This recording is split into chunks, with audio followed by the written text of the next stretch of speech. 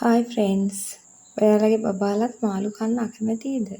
අද මම ඔයාලට කියලා දෙනවා මාළු කන්න ආස විදියට එයාලට කට්ලට් එකක් හදාගන්නේ කොහොමද කියලා. බලමු. කෙලවල්ලා මාළු අලගෙඩියක් ඕන වෙනවා. මම අලේක රයිස් කුකර් එකේ ස්ටීමර් එක උඩ තියලම තමයි ස්ටීම් කරගත්තේ. එතකොට ගොඩක් ලේසි ඉක්මනට කරගන්න පුළුවන්. සීන්ව කපාගත්ත සුදු ලූණු කරපිංචා රම්පා ඒ වගේම කැමති නම් අමු මිරිස් චූට්ටක් එකතු කරගන්න පුළුවන්.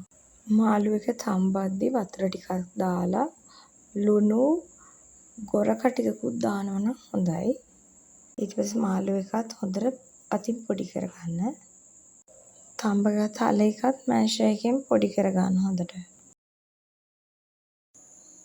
පෑන් එකට තෙල් ටිකක් දාලා ඒකට රම්පා සුදු ලූණු එකතු කරගන්න.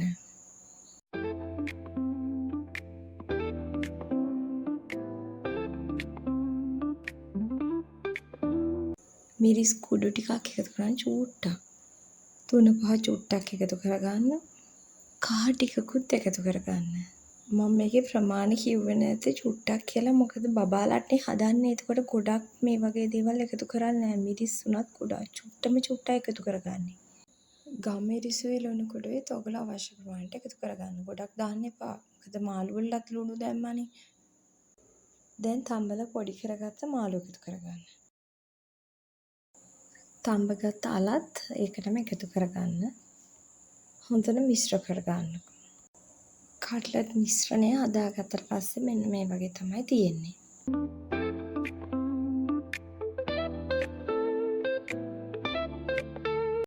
බෝල හැඩයම වෙන්න ඕනේ නැහැ. මේ වගේත් අපිට හදාගන්න පුළුවන්.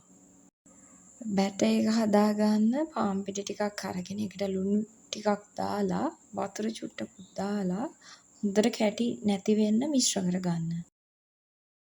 හදාගත්ත කට්ලට්ස් ඒකට දාලා බැටර් එකට දාලා ඊට පස්සේ පාන් කුඩු වල දවට ගන්න. කැමති නම් දෙවෙනි පාරටත් බැටර් එකේ දවට ගන්න පුළුවන්. ආයේ පාන් කුඩු වල තවර ගන්න. ඔක්කොම කට්ලට්ස් ටික පාන් කුඩු වල තවර ගත්තට පස්සේ තමයි සෙකන්ඩ් කෝට් එක ස්ටාර්ට් කරන්න ඕන. එක ළඟ කරන්න එපා.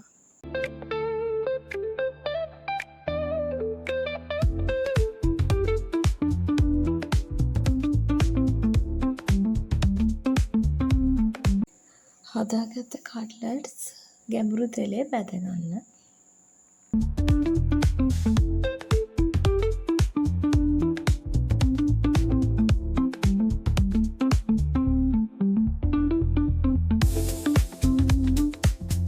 දැන් තියෙන්නේ රස බලන වෙලාවයි.